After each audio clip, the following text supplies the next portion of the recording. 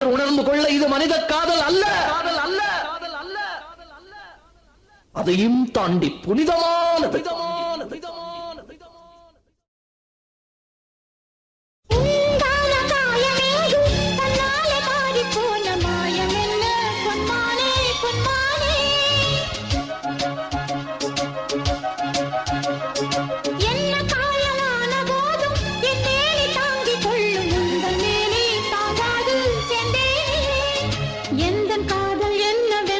சொல்லாமல் ஏங்க ஏங்க அழுகை வந்தது.